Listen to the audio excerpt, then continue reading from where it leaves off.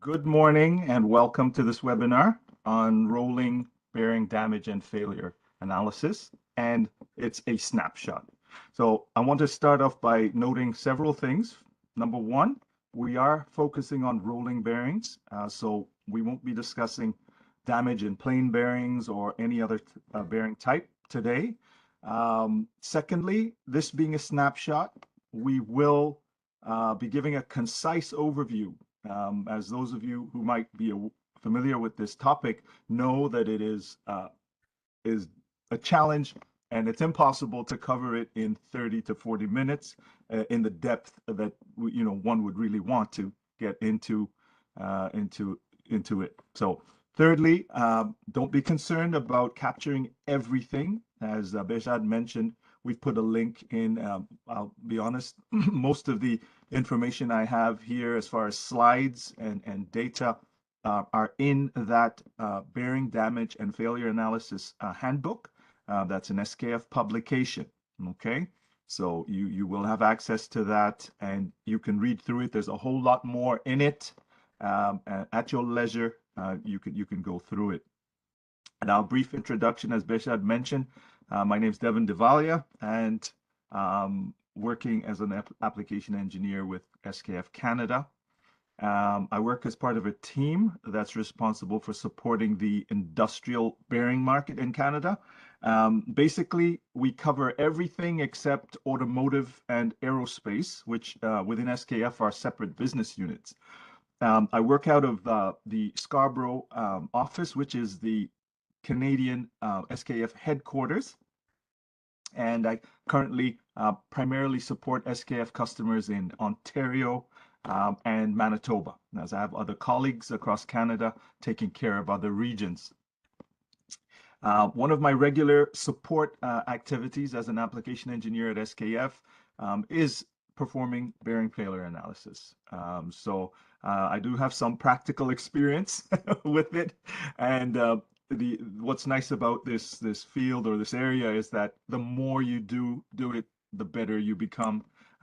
It's all about experience and seeing the damage in various forms, and understanding applications, and then drilling down to try to figure out primary causes and root causes.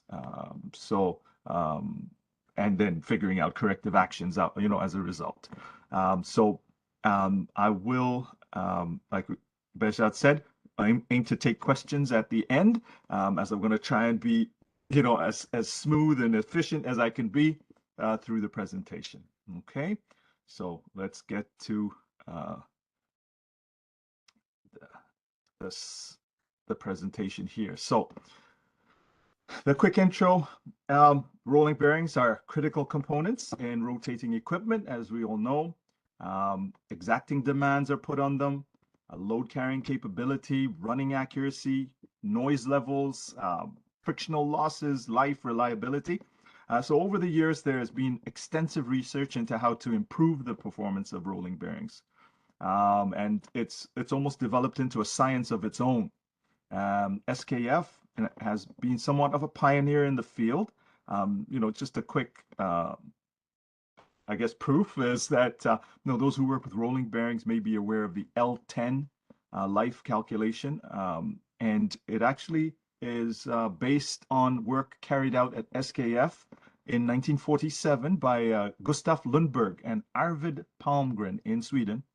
That formulated the equation, and the equation has since been improved upon. But despite all the improvements and developments in design and manufacturing, we still find that bearings do not live out their expected service life. So premature bearing failure occurs for many reasons, but by examining the evidence that's left behind, we can often identify the cause, which will lead us to the appropriate corrective action. So today we're going to spend some time together, get a snapshot, a quick overview of some of the indicators that signal possible issues with rolling bearings in operation. We'll identify and classify observed bearing damage, and we'll see how each failure mode actually connects directly to a specific corrective action. So just to quickly put things into perspective, every year around the world, an estimated 10 billion bearings are manufactured. And only a small fraction actually fail. Most of them, some 90%, actually outlive the equipment in which they're installed. So, you know, your washing machine, dishwasher, etc. Oftentimes, you know, you're throwing the unit out and the bearings are still functioning, right? A number of them are actually replaced prior to failure for preventive reasons. And approximately 0.5% of the bearings are replaced because they're damaged or fail. And so doing the math, this means about, let's say, 50 million bearings are replaced every year due to damage and failure. There are several reasons why they fail or they're damaged. Generally speaking, we've found about a third fail due to fatigue, a third due to lubrication issues, about 1/6 due to contamination, and another sixth for other reasons such as improper handling, mounting, or maybe loading profiles that were unexpected in the application, and possibly, you know, wrong or inadequate fits, you know, how the bearings mounted on the shaft and in a housing. Um, we'll find that the figures actually do vary depending on the industry or the application. In pulp and paper, for example, a major cause of bearing failure is contamination and inadequate lubrication, not necessarily fatigue. I love this slide as an application engineer for a bearing manufacturer. So when we come upon a failure in a piece of rotating equipment and we begin to look at the where, the what, the why, one key piece of forensic evidence is the bearing itself. And we do like to say that the bearing is a victim because the true root cause for the failure is often outside the bearing cavity. Okay, so there's a variety of causes that can lead to bearing damage and ultimately failure. Like we mentioned, some improper installation, inadequate lubrication, etc., etc. And all of these leave distinctive marks or evidence on the bearing components, be it on the raceway, the cage, the rolling elements, the bore, or any of the outer surfaces. So, and the objective is to reduce the incidence of or eliminate the incident of a future failure. Okay. So I just wanted to mention that damage in a bearing is not static. Okay, so I just wanted to introduce this concept of damage progression. It is key when we perform bearing failure analysis for us to understand that damage progresses and worsens over time. And we can understand that in a rolling bearing where we have these rolling elements constantly hammering on the different areas of the bearing, depending on the loading direction and you know the type of loading, etc. But we know there's these balls or rollers that are moving, and if there's any damage, for example, on this slide, we see in tile A there, where a hard contaminant was overrolled, made an indentation on the inner ring of a cylindrical roller bearing. Well, that spot is getting hammered continually. You know, the faster the bearing is going, the quicker this progresses. In a slower application, it may be contracted. It may, well, let's say lengthened. It might progress a lot slower, but the point is that it will grow. Okay, so we see tile A, like I mentioned, the initial damage. In B, we see as we overrolled over a period of time, we get spalling or flaking behind that indent. And in C, again, until D, where we wouldn't necessarily even be able to identify or determine that this flaking or spalling was caused by an indent. So, you know, catching a damaged bearing, early is key. It is helpful. It gives us a higher likelihood of being able to determine the initial or primary damage, and so come to a root cause. So we can do several things to help us catch bearings early. One could be monitoring vibration levels. We know that machines vibrate, and we can use vibration to detect or determine that there is damage in the bearing early. We can monitor temperature. Bearing temperature is a good indication, especially when it starts to trend up, that something might be going on in there. Or even monitoring lubrication conditions. So sampling oil and grease regularly might, give us an idea that there's wear particles from the bearing, and trigger us to say, hey, we need to pull this bearing and have a look at what's going on in there. Okay. So straight into the meat, ISO failure mode classifications. So there are a large number of bearing manufacturers, as we know, and there are many publications on bearing damage and failure. And these different publications classify bearing damage and failure in different ways, and may use differing terminology. So back in 1995, a work group was formed, and believes, a lot of the major bearing manufacturers were involved, including SKF, to define a common classification method and terminology for different types of rolling bearing damage. So ISO standard 152, so I would say 15243, was published in 2004 and updated in 2017 as a result of that work. Okay. The work group established that a cause for failure shows a certain characteristic, that a certain failure mechanism can be associated with a certain failure mode, and thirdly, that from the damage observed, one can, well, try to, but one can define the root cause of the failure. Now, I understand, I'm always nervous when folks use the phrase root cause, because in a true RCFA, root cause analysis, let's say, the true root cause may not be in the machine. It would have an human element. So let's just say root cause, let's say closest to the bearing for failure. But if we really, performed an RCA or RCFA, we would often find that the true root cause is something outside of the machine. Okay, but at least it would help us move in that direction. Now, as far as the failure modes themselves, just to note that SKF, when we do perform bearing failure analyses, we actually use these classification, proper terminology as part of our language in the reports we generate. But this is the overview, and it is made up of 6 main modes with sub-modes underneath those modes. And altogether, there's roughly 14. There's 14 failure modes in total. And just a quick note that ISO 15243 does not cover manufacturing defects, design problems, etc.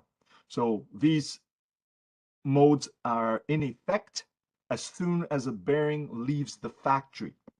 So as soon as a bearing is packaged and leaves the factory, it is considered to be in service. So any damage incurred thereafter would fall and be able to be categorized or classified under one of these failure modes. So we have subsurface initiated fatigue and surface initiated fatigue under the fatigue mode or class. Under wear, we have what's called abrasive wear and adhesive wear. Under corrosion, we have moisture corrosion, and we have under frictional corrosion, we have fretting corrosion and false Brinelling. Under electrical erosion, we have excessive current erosion, current leakage erosion.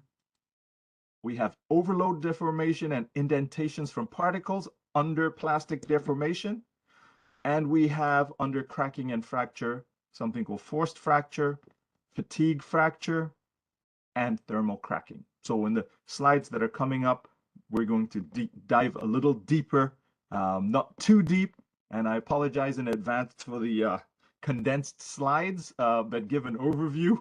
But as I mentioned, with that PDF that you'll get your hands on, you'll have some time to digest and chew on what we're going to discuss. Okay, so let's dive into fatigue. So under the fatigue, the general definition is basically a weakening, a change in the metallurgical structure of a raceway contact and or the rolling element surfaces in a bearing, caused by accumulation of stresses or material imperfections, finally leading to spalling or flaking of the surfaces. So here's the heavy slide. So in a rotating bearing, cyclic stresses and changes occur, okay, beneath the contact surfaces of the raceways and rolling elements. So if we look at a rotating inner ring on a radial bearing, so the load's going perpendicular to the shaft through the bearing, and let's consider it, being a horizontal shaft, let's say.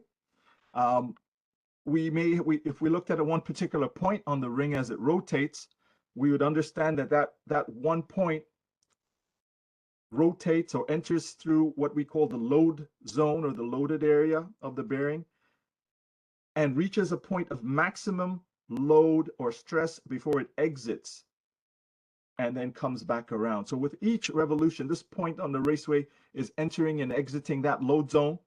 And below the load zone, a few micron below the raceway surface is where we have maximum stress, okay? So right here, and the stress is compressive and shear. Okay, so we have shear stresses and compressive stresses occurring there cyclically. So over time, the metal gets worked, it gets mechanically worked. So depending on the load, the temperature, the number of cycles, so the speed, over a period of time, there's a buildup of residual stresses, and this causes the material to change from randomly oriented, grain structure to fracture planes. And these planes are called so-called subsurface microcracks, and they develop under the surface and they work themselves up and blow out. And so we end up getting spalling and cracking blown out from inside the bearing and coming up. So it's typically at a depth in my notes here of about 0.1 to 0.5 millimeters, so 100 to 500 microns below the surface of the raceway is where we have maximum stress. And interestingly, if a bearing were actually to reach end of life, this would be the failure mode or the damage that we would see in the bearing. And for all intents and purposes, as far as SKF, as soon as any component in the bearing loses some material, it's considered to be failed. Even though the bearing may still be able to rotate and continue in service, technically we would still consider it to have failed. Okay. And what else here now? Actions. So I have on each slide copied in the actions, and you'll see all these in that PDF that we've given you a link for. But how do we mitigate? How do we avoid this subsurface initiated fatigue? Well, first off, we want to make sure we have the right bearing, because we know it's related to load, speed, etc., misalignment, mounting, and so on and so forth. But getting the right bearing for the application and the conditions is key. Use good quality bearings, of course, ensuring you have as clean steel as possible, quality components, and sized, matched rolling elements, etc., so that we have a nicely distributed stress in the bearing, and make sure adjacent components are well designed. Interestingly, I know of a customer that wanted a super precision bearing because it sounded great, like it was great quality. Well, we asked the customer, is your shaft super precision? Is it manufactured to, high precision class? So because, if your mating components are not equivalent or higher in precision than the bearing you're using, you will not get the full benefit, of the performance of the bearing. Okay. So some pictures, and these are in that CAN book. As I mentioned, identifying the damage is a large part of the activity of performing failure analysis. So getting yourself trained, to see the damage in its different forms, different bearings, different applications, is very important. So I'm not telling you that after this talk you're going to be a bearing damage or failure analysis expert, but you'll be well on your way at least. Okay, so you need to see and touch a lot of bearings from different kinds of applications to hone the skill of doing a great, good failure analysis on a bearing. So you see here some different bearing types. Okay, surface initiated fatigue, and it's sometimes the art will see, initially you'd think, what's the difference between the two? But they're two very different failure modes, and if you misidentify them, you end up with the wrong corrective actions. Okay, so this damage is related to lubrication proper. Okay, it results from damage when the asperities on the rolling surfaces, the balls or rollers and the raceway hit each other. And we spoke about this before we started the presentation. We end up with uncontrolled brakes, and these particles float around and further reduce the adequacy of the lubrication and lead to more damage. You can see here we have a wear as a result of the particles being entrained in the lubricant and dragged along. So basically, it's a result of a reduced lubrication regime. We end up with surface distress. We call this burnishing or glazing. And we end up with micro cracks or micro spalls that initiate from the surface. And that's the key difference. The subsurface fatigue, it blows out from underneath. This starts on the surface and it spreads around. Okay. I did want to mention quickly that the EP additive, need to pay attention, because depending on the chemistry, the EP additive can become aggressive to the point of accelerating this micro spalling. So we won't talk too much more about it right now, but we can address it in the discussions and the questions later. Oh, let me just kick back, if I may. I lost my pointer here. Give me a sec. Okay, there we go.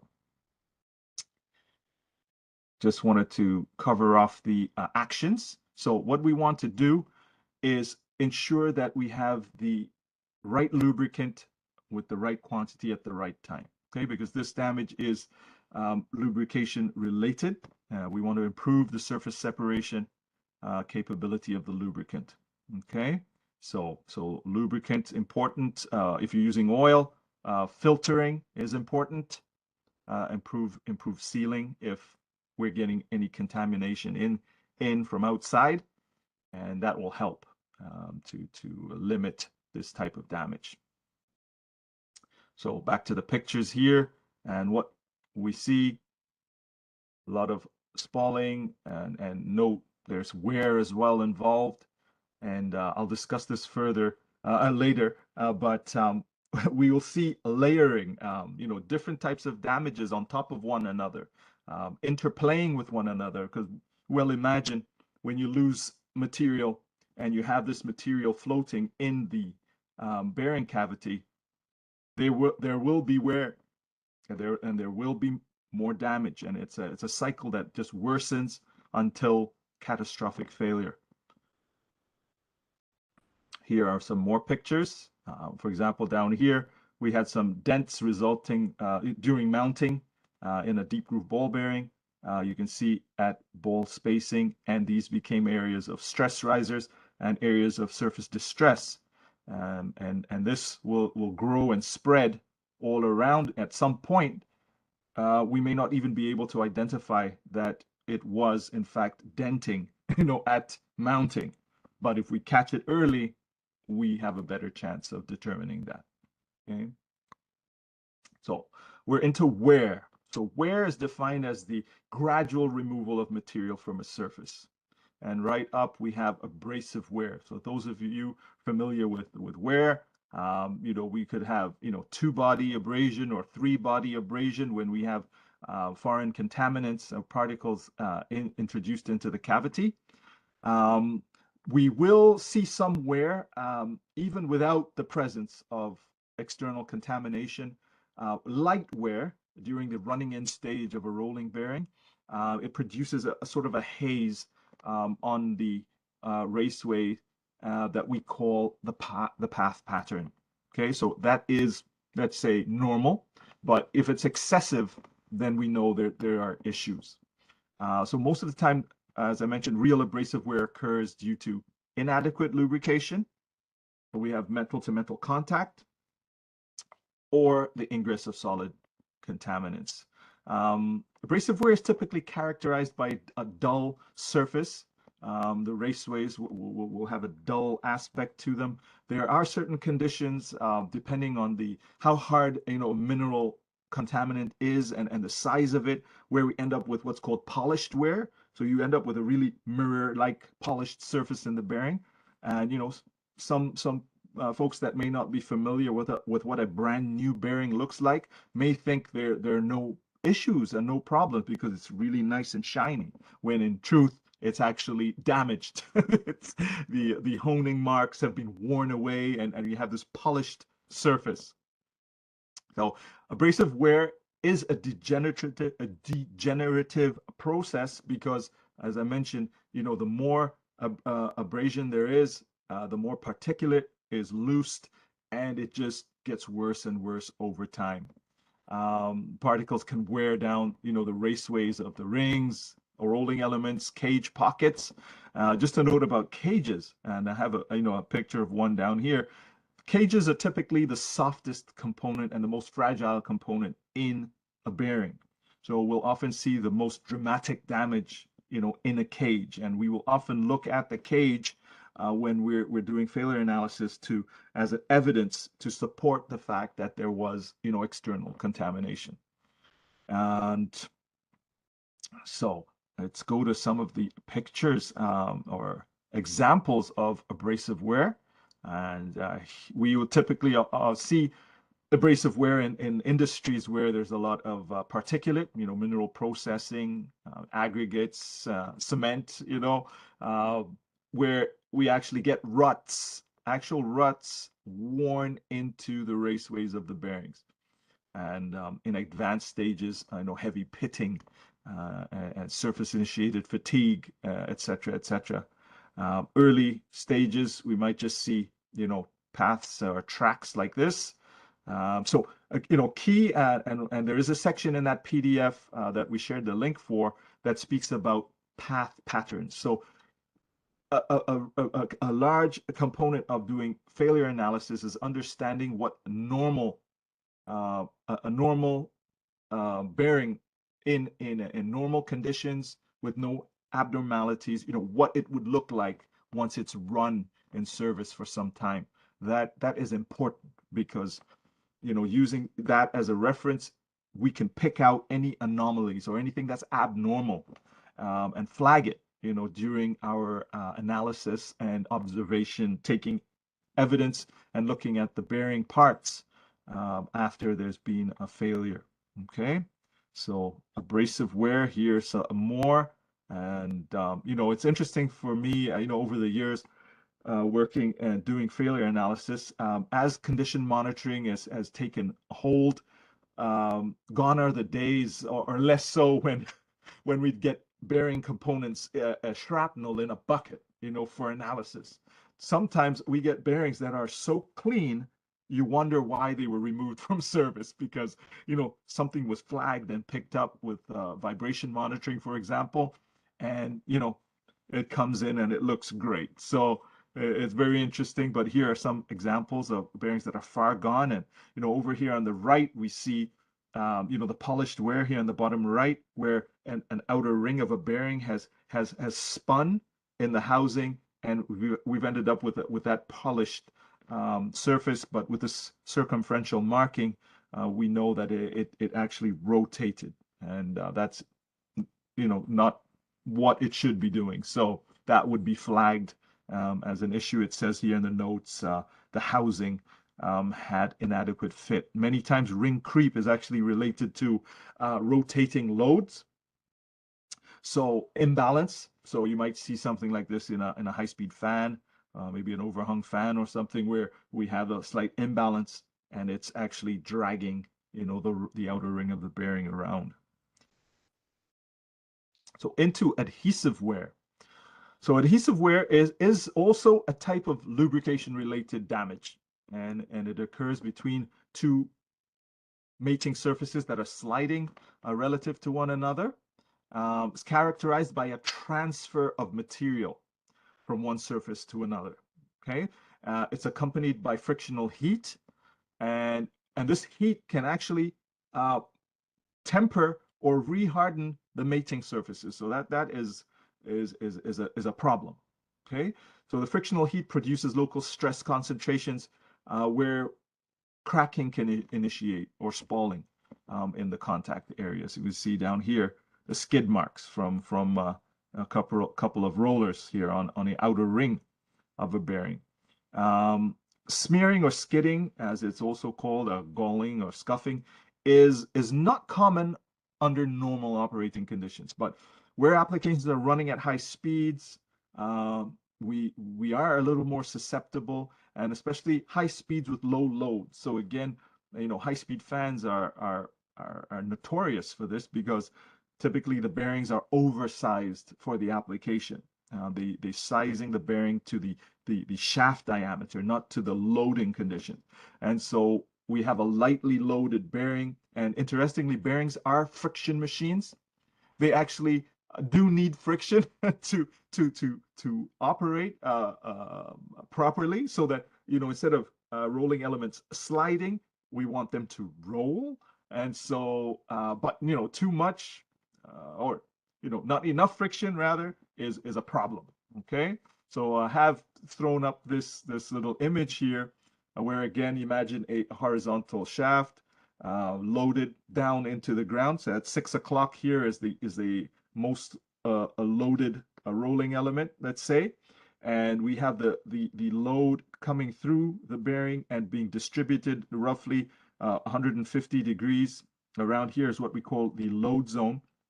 So up here, there'll be a little clearance and no load. So what happens is, as imagine that it's spinning, the inner ring is spinning, the shaft is spinning, and we have these rolling elements coming through this loaded area where they're captured and basically held and controlled. But as they come out of this loaded zone, they kind of freewheel, maybe even, significantly slow down.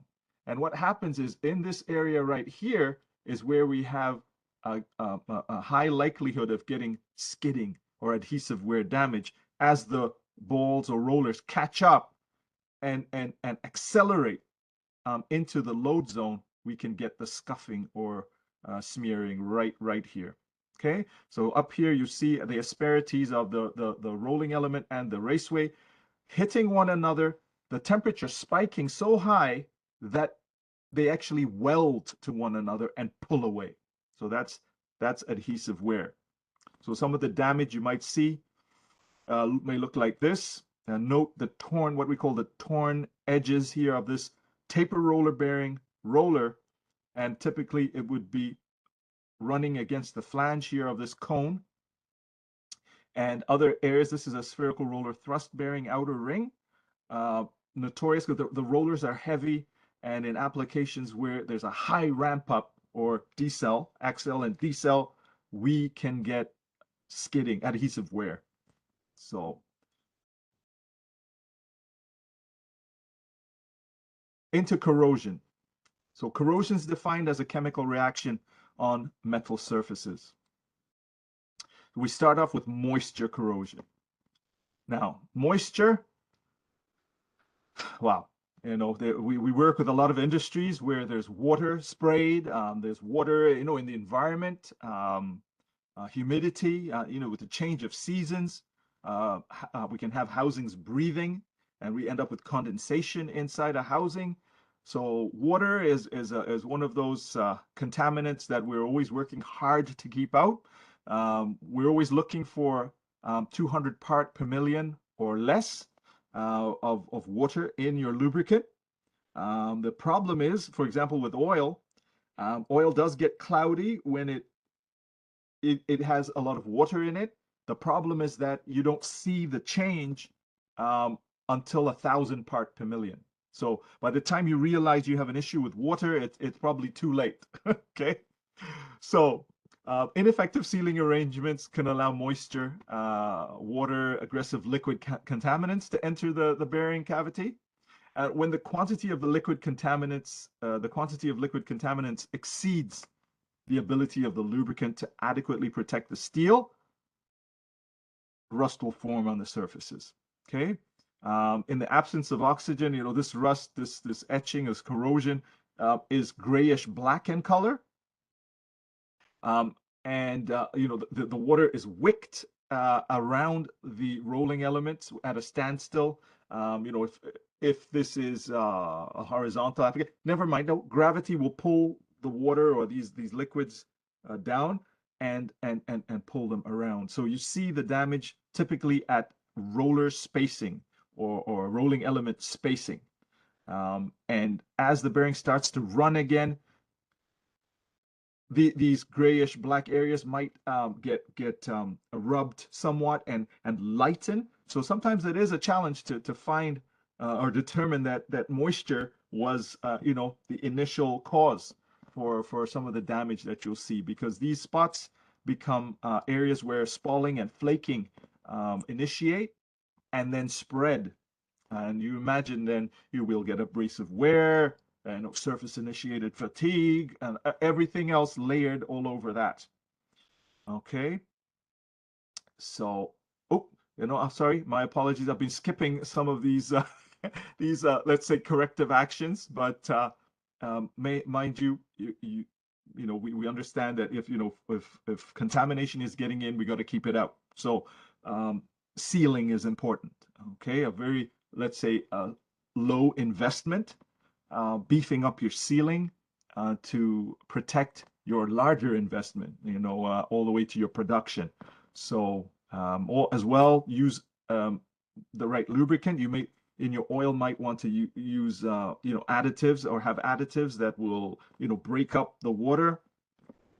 You might circulate it so that you can remove the water. As far as grease, you might want to use a thickener that is, let's say, better in the presence of water, like calcium, as calcium sulfonate. You may want to, sort out the breather arrangement on your housing. Maybe have a desiccant in the breather to avoid what we call the breathing. When with the heat and then cooling, we might pull in humid air that will cause condensation in the housing. We might want to deal with that. So a whole lot of things to think about and look at if moisture corrosion is an issue.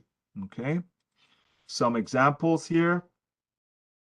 Okay, see, note, again, like I said, it's got a slight waviness to it. Hard to differentiate sometimes if it's just lubricant staining, right? So sometimes your oils or your greases might leave some staining on the steel surfaces.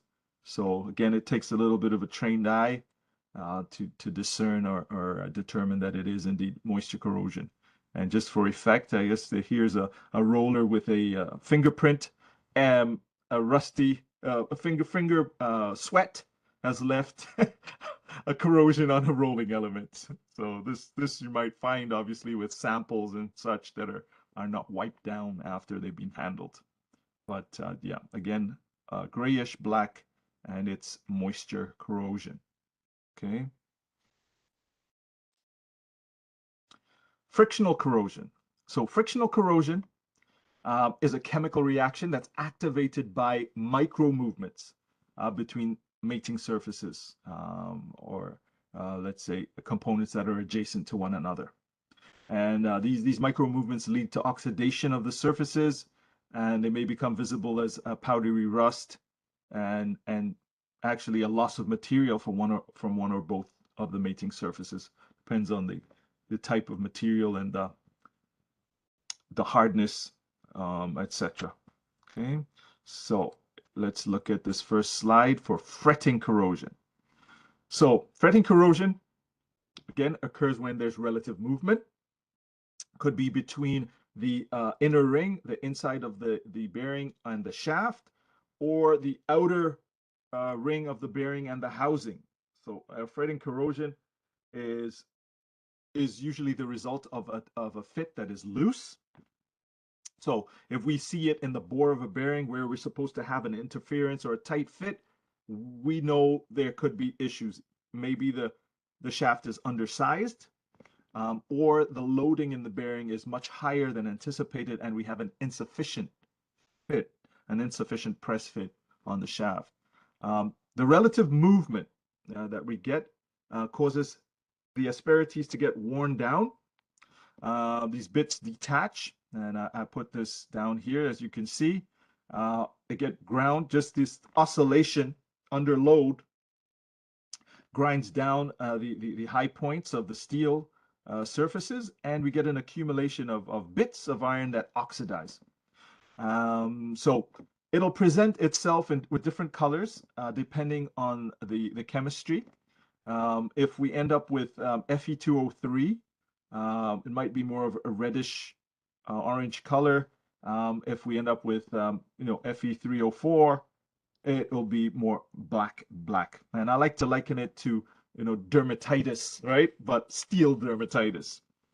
The issue with excessive fretting corrosion is that the volume is of this fretting corrosion. These oxides are higher than the steel itself, so we can end up with rings that are unevenly supported, and this will have a detrimental effect on the load distribution in the bearing. But as well, the corroded areas can act as fracture notches. So excessive fretting corrosion is not desirable.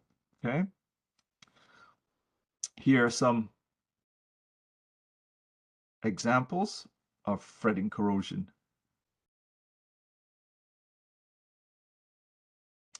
False Brinelling, and I see I'm time-wise, I'm pushing it here, so I'm going to speed up a little.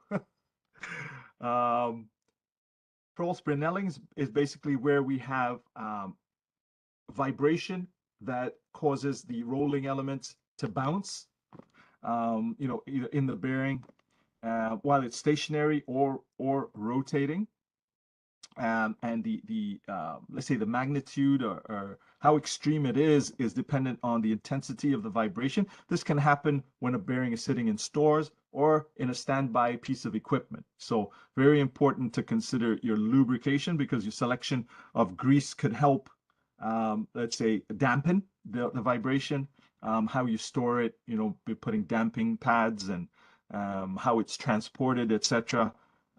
And in a ball bearing, you get sphered depressions. You can get really deep ones, as you can see here. In rolling bearings with rollers, you'll have more of a longitudinal depression in the bearing. So try to not to expose the bearing to vibrations. That's the key here. Dampen it somehow if you can. Okay. Here are some examples. And a true Brinell is actually a dent. So a false Brinell means that it was made by this hammering or shot peening type of action, and as such, it's not a true dent. Okay. Electrical erosion, macro or micro craters caused by local melting when the level of a threshold electric current value passes through. So when levels beyond the threshold electrical current value pass through the rolling contacts of a bearing. Okay. So the first one is called excessive current erosion. So when you get current passing through a bearing, so going through one ring, through a rolling element, and through the bearing and out, damage will occur. So at the contact surfaces, it's similar to an electric or arc weld, where we have high current over a very small contact surface. So high current density over a small contact surface. The material's heated up to temperatures that range from tempering to melting levels.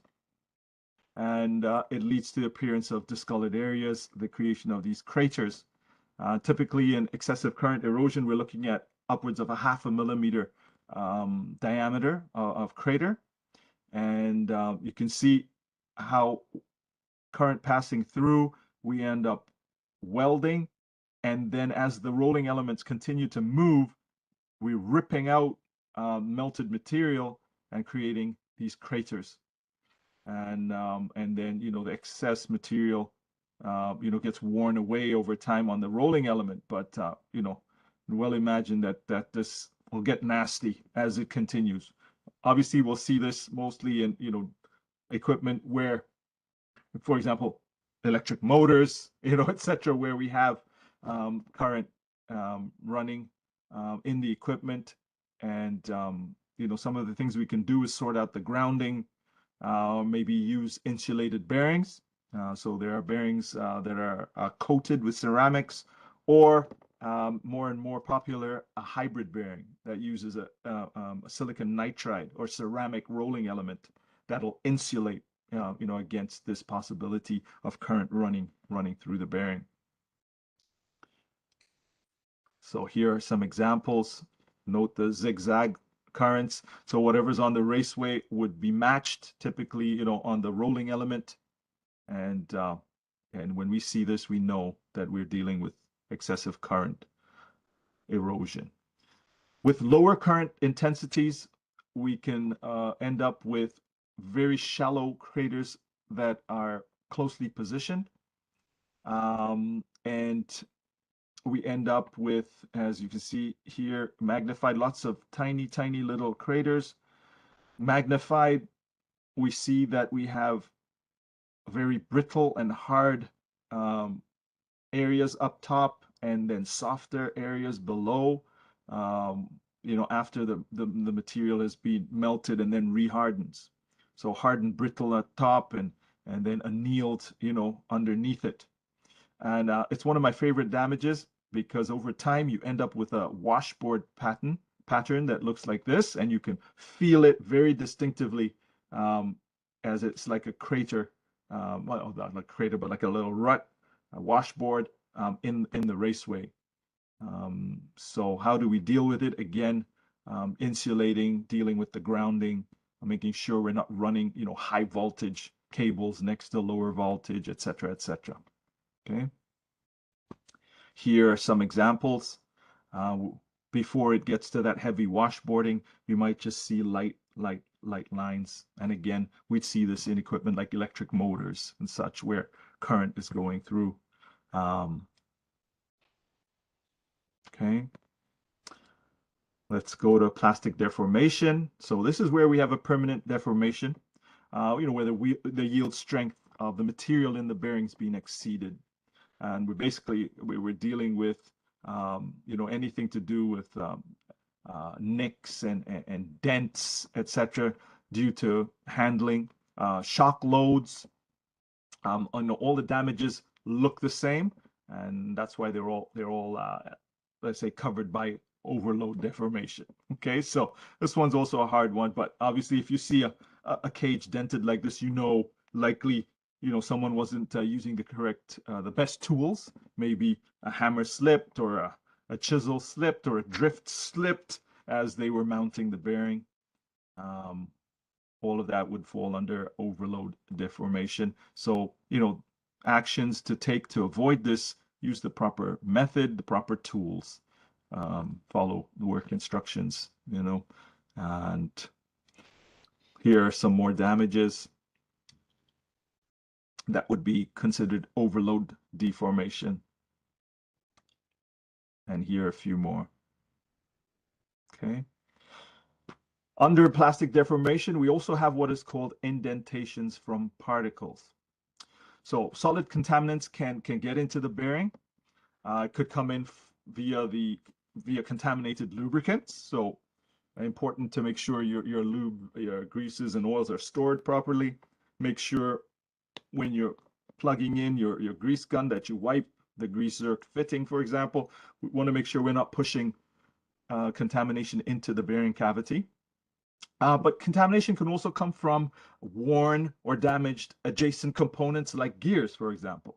So when these solid contaminants get in, I mean, the pressures we're talking about are very, very high in the contact, in the load zone, in the contact areas, in the bearing. So high that even a human hair could put a dent into the steel, you know, in the right conditions. So this solid contaminant would be overrolled. We end up with a dent. I liken it to a pothole, and soon enough, where winter is upon us, we will begin to see potholes, and we will begin to understand how the pothole grows. So the material gets pushed up, and these raised edges become areas of higher stress, and rolling element would hammer away, and you end up with spalling or breakage behind that indent. So here you can see a particle was overrolled, and over time it's broken up, and we got fatigue and spalling behind it. And we liken it, so this is how we determine, you know, where it initiated, because we get this pattern. We liken it to like a thumbnail or beach waves, and we can figure out, you know, where the initiation point was. So the particle doesn't need to be hard. Even soft particles like paper in a dry end of a paper machine, we've seen some nasty dents from paper particles, as I mentioned, because of the high contact pressures. And when the indent is formed, whether it's soft or hard, if it's soft, you actually have a smoother edging. With a harder particle, it'll be a little sharper. Okay, so lubricant cleanliness, careful mounting, handling, sorry, during mounting, making sure we limit the ingress of contamination into the bearing from start to finish is very important. Okay, so here are some examples. See, swarf overrolled, small dents. If we zoom in, we can actually see the denting. And mind you, if we get surface initiated fatigue or subsurface initiated fatigue, where we've got the actual bearing particles itself being overrolled, you can well imagine how this grows and spreads over time.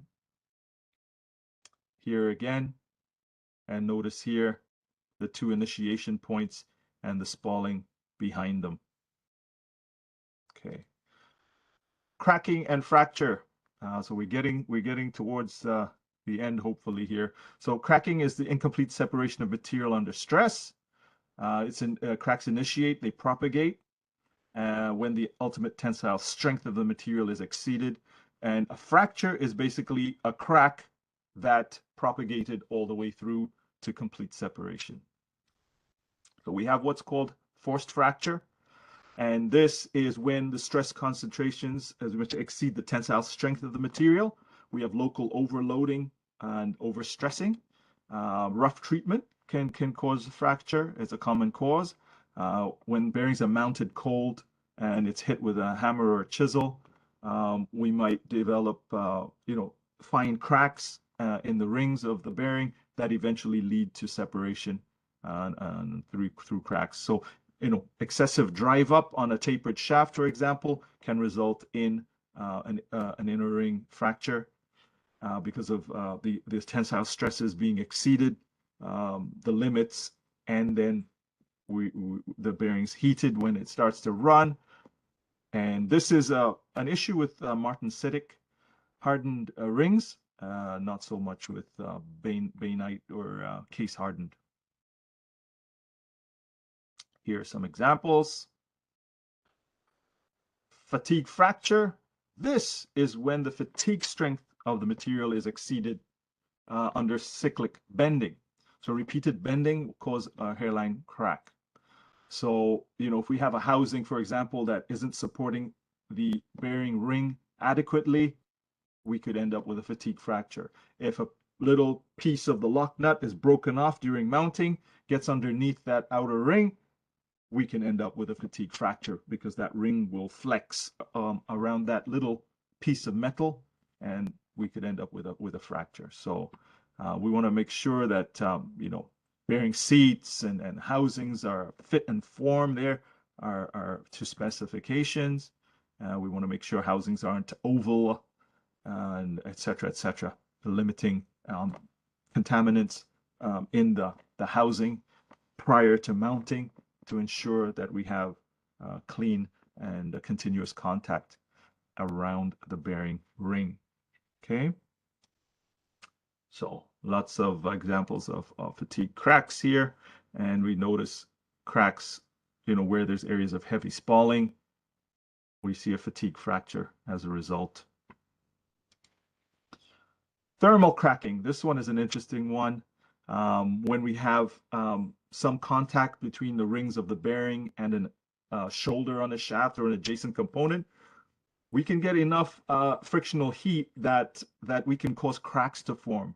And these cracks are formed at right angles to the shaft. And, there could be creep, let's say, a sliding movement between the bearing side face and a spacer, for example, resulting in smearing. And these cracks will form and can go all the way through and cause a fracture.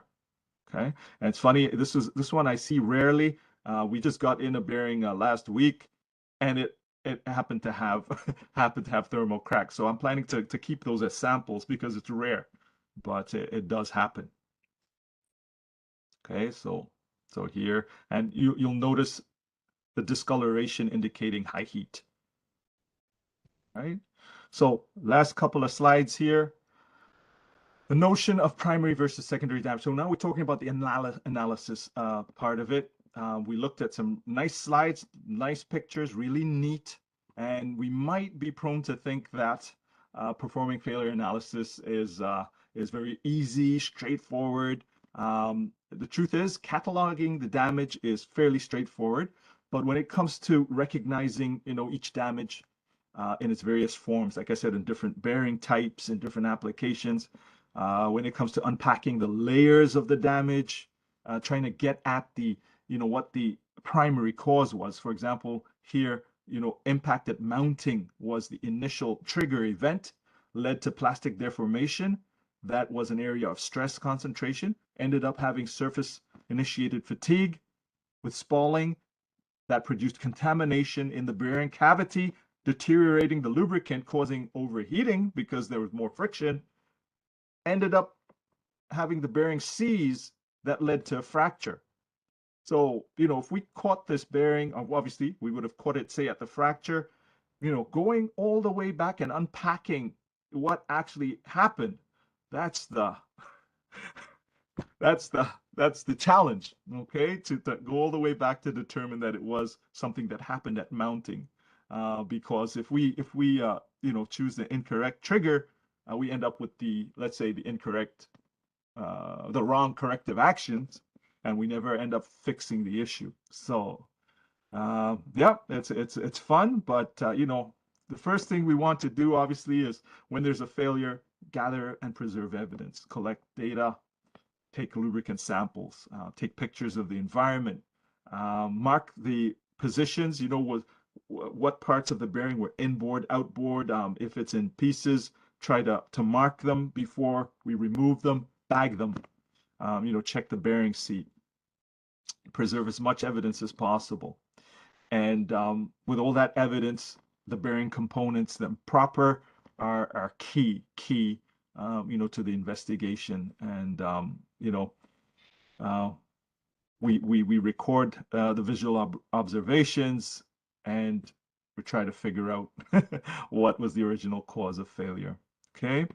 Um, for those, if the problem it comes back. If a problem then we know we likely didn't, hit it. We didn't get the true root cause, because if we did, it would be fixed. All right.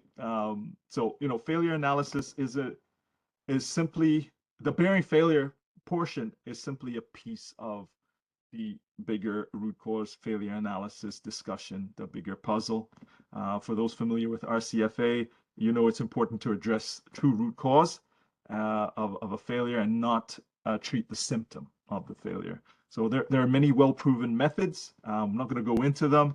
Suffice it to say, we know there are tools that you can use to drill down to a root cause, such as the 5 whys, fault tree analysis, cause and effect, etc., etc. So I think that's pretty much all I had for us today. I went much longer because I had a little stopwatch here. But thank you for your attention and for your time. And maybe we have a few minutes to take some questions. Sure. Thanks, Stephen. Yeah, thank you very much. It was a great presentation. A couple of our attendees, they had to go to a different meeting, so they commented that it was a great presentation. They thank you. So I have some questions in the chat room. The first one comes from Ken and says, of the 1/3 that failed by fatigue, what percentage are from subsurface crack initiation? That's a good question. I do not know the statistics offhand, but I dare say that surface initiate, so lubricate, because anything related to lubrication, we see the most. Okay, so surface initiated fatigue is closely related to lubrication issues.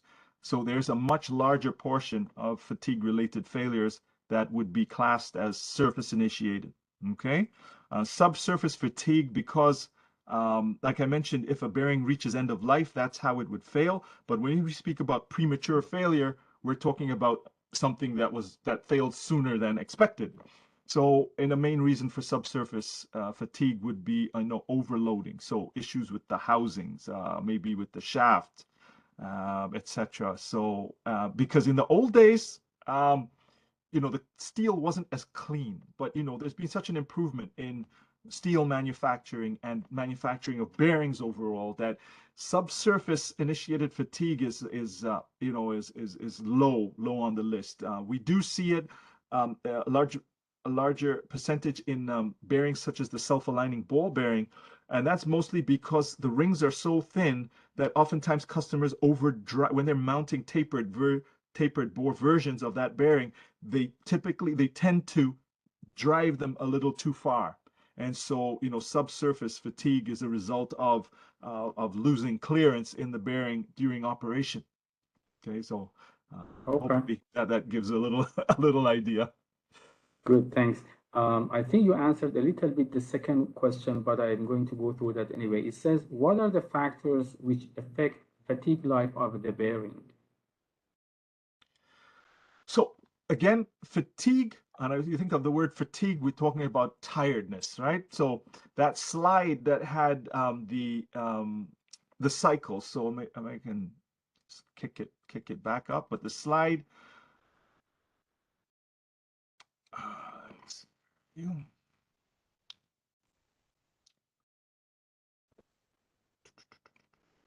here, just share my screen again. So this slide here. Okay, so when we talk about the factors, okay, so fatigue, so you think about, I always think of a paper clip, right? If you remember when we used to break paper clips by bending them, if you remember, we could accelerate the breakage by flexing it much further. So think of that as being loading, right? So load, the temperature will contribute to fatigue. The number of cycles. So revolutions. So you notice here, this was 10,063,630. So speed will have an impact on how many cycles within a certain time period. But load has the largest effect. So, you know, insufficient support of the bearing due to form issues with the housing is a large contributor to subsurface initiated fatigue. And then also fits being a little, you know, heavier, maybe the shaft is a bit oversized, that could also contribute to fatigue. So yeah, all of those things together. And then, you know, if we talk about surface initiated fatigue, we spoke about, you know, lubrication. So the right lubricant, right quantity, right time, and the right additives, you know, will help. Good. And I think the next question is actually related to this slide that you were sharing. It says, please elaborate additive effect on surface initiated fatigue. I think you said the EP additive have some roles there, right? Yeah. So when we think, we need to understand, of course, we're not talking about lubrication proper here, but you know, the way extreme pressure additives function is by chemically reacting with the surface of the steel. So there's actually an interaction. So as the temperatures are elevated, well, we know from chemistry that when you put heat, it speeds up the reactions, right? So if we end up with higher temperatures, operating temperatures, that actually accelerates this aggressive chemical reaction that's going on. And if we're not careful, so that's why as far as SKF, we do not recommend EP to be used above 80 degrees C. Okay. So you need to be aware of the type of metals in your bearing. And if you're using, for example, a polyamide cage, there could be a chemical reaction that will soften and destroy the cage. So we need to be aware of chemistry. So the EP weakens and is very aggressive as the temperature goes up. So you know, the desired effect, like we said, is that we want a cleaner break when we have boundary lubrication. We want these tips to break off cleanly, and to do that, the EP weakens the surface of the steel. I guess I repeated myself a few times, but I hope we got to the answer or the explanation. Good, so the next question is, given the number of lubrication related failure modes, do you have a feel for how many plants have trained and dedicated lubricators as opposed to operators or any trained doing it? So I think the question goes like, do you see any plant training people for these failure mode analysis or caching these things, or no? Well, let's put it this way. I mean, with our customers, we're conducting training on a regular basis, right? So I can't speak for the customers that don't engage with us, but what I can say is that from experience, certain industries have, let's say, a little more advanced maintenance teams and maintenance strategies in place, and I've put in the systems, monitoring systems. As far as when I say monitoring, I mean, you know, there's one thing, you know, giving a lubrication tech instructions to go out and put a certain amount of a certain grease in the equipment, but how do you get the feedback back into the system to say, yes, this was actually done? You know what I mean? So we see, you know, for example, in oil and gas, more mature programs in place, and other industries may be, let's say, less mature, a little more reactive type of program, you know, of activities going on in there. So I'm not going to name any names or throw anyone under the bus, but you know, certainly as time's going along, you know, with the focus on reliability, let's put it this way, more and more facilities have reliability teams in place, and as a result, training and adequate knowledge and the requirement for that knowledge is increasing.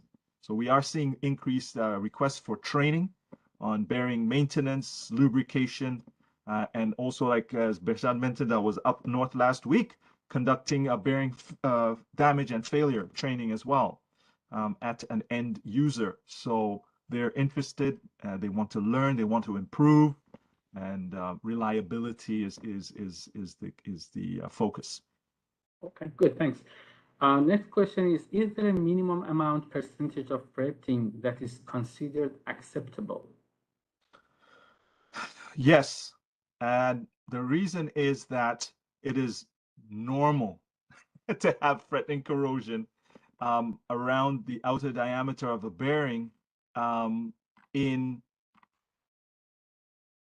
a loose fit application. Okay, so we mentioned this is the result of oscillation. So what happens is when the bearing's under load, it gets squished and it grows. So part of the reason for the fretting corrosion on an outer ring that is stationary is not because the outer ring is creeping, but because the outer ring is growing as a result of being compressed under load, and it's actually doing this cyclically. So you will have fretting corrosion underneath. How much is too much? It's hard to say. It's more from experience. I would say any fretting corrosion in the bore or the outer diameter where there's supposed to be a tight fit would be suspect. We would flag it. Okay. Excessive fretting corrosion would look something like this. It actually has some thickness to it and some texture to it.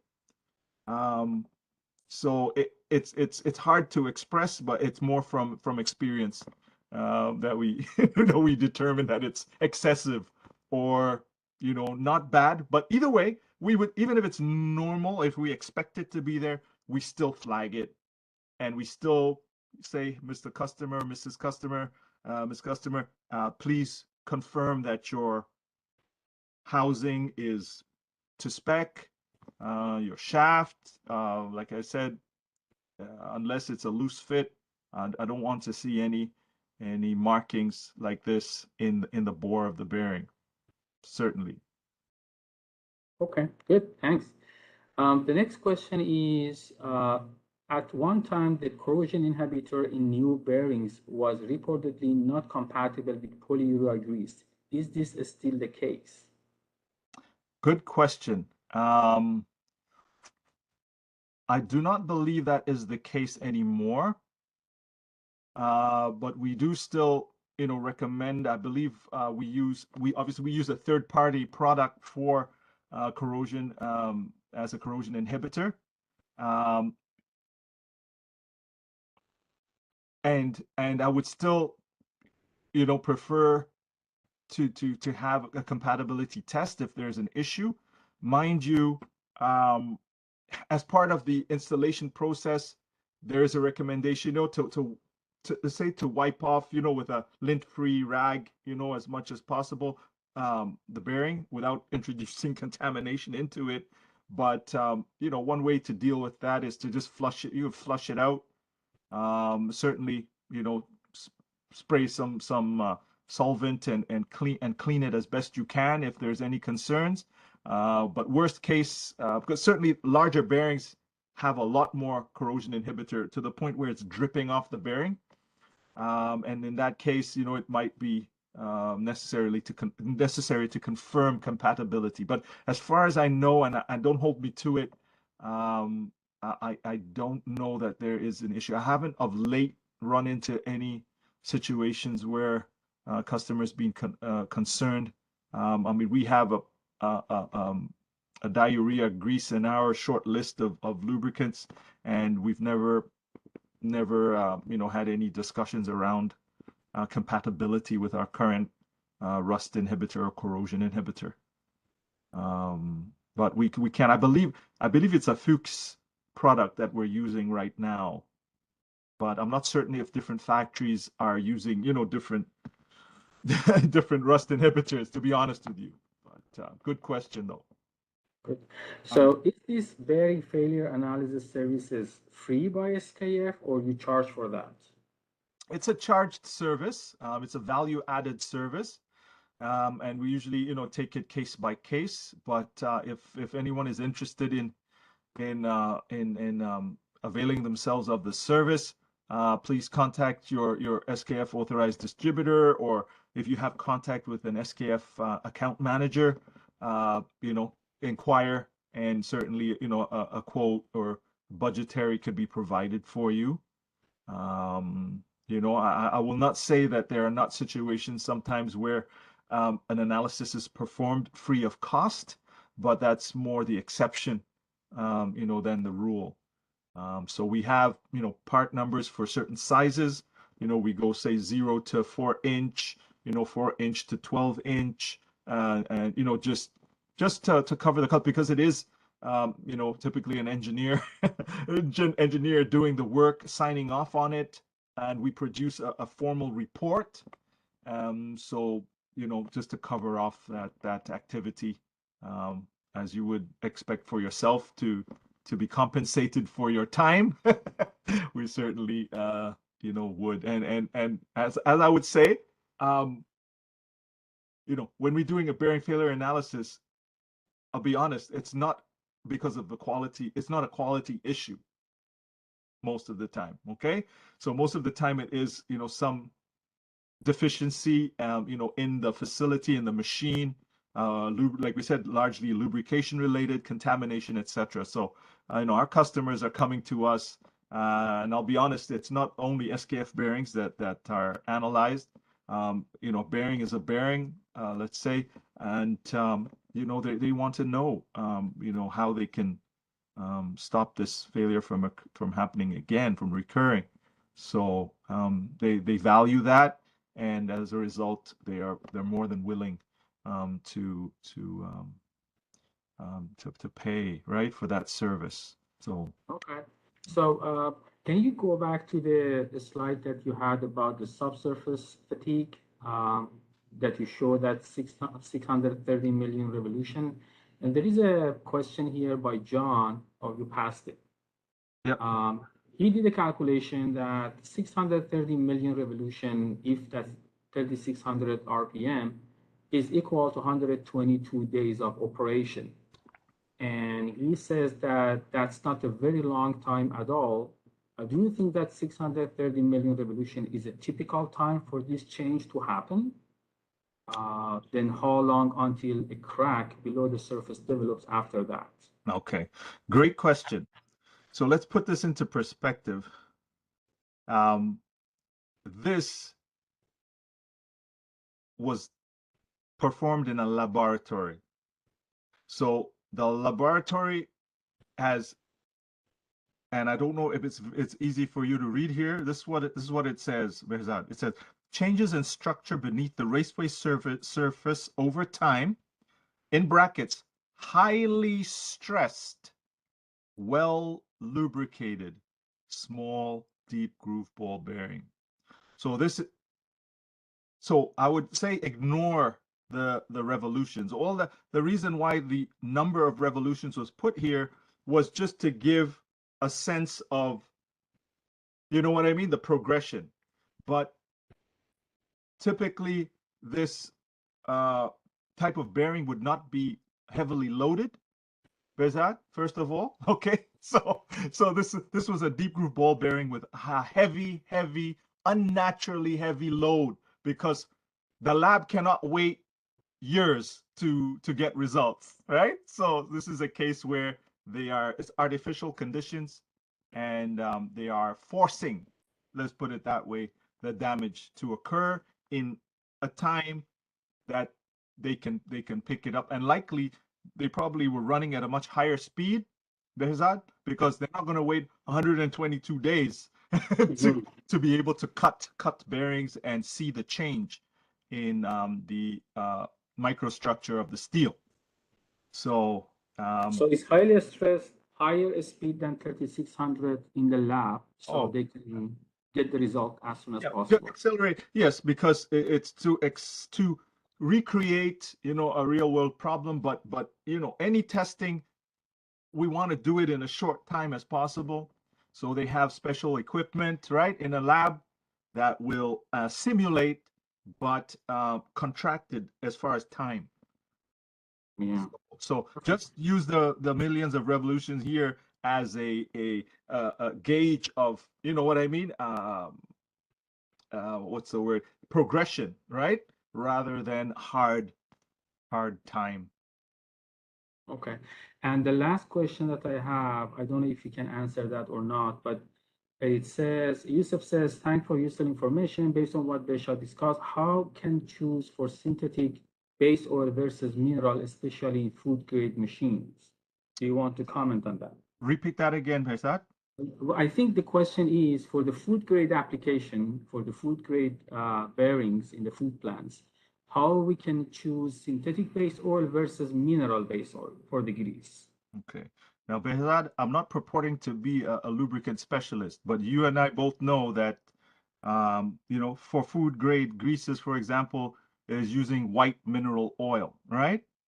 And it's more a function of the chemistry of it, right? Is it safe?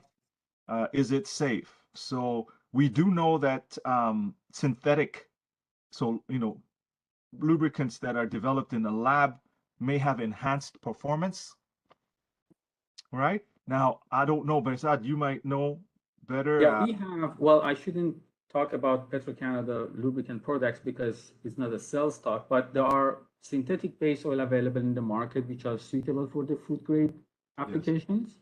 So I think a lot of lubricant companies, they have that and they look at it based on the pull points and the application of the grease and the bearing or the system. So Yusuf and I, we can talk about that later. So I don't want to take a lot of time here.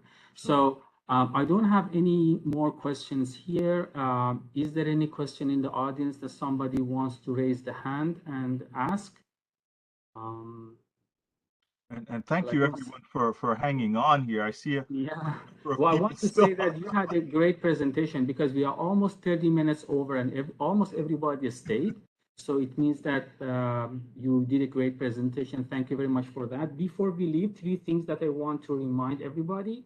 Number 1, this presentation has been recorded, so I will upload it into the STLE Toronto section YouTube channel, and I will send the link out to everybody to look at it. Then I'll also add the PDF link into that email. Next webinar is on October 11th about the EP properties and base oil viscosity of the greases for the rolling bearings. And the last item is just for your information, Toronto STLE won the Best Section Award of 2022. I just want to thank all the executive members on the call here and off the call for all the support that they gave to the section within 2021 and 2022. And by that, Diwan, if you have anything to add, please do so. Otherwise, we can end this webinar. Thank you for your time and your attention. I'm just putting, you know, something in the chat there. Thank you for the opportunity, and I always enjoy the sessions that we have with the chapter. And yeah, take care and have a lovely day. Thank you, Diwan. You too. Bye bye, everyone. Thank you. Bye, everybody.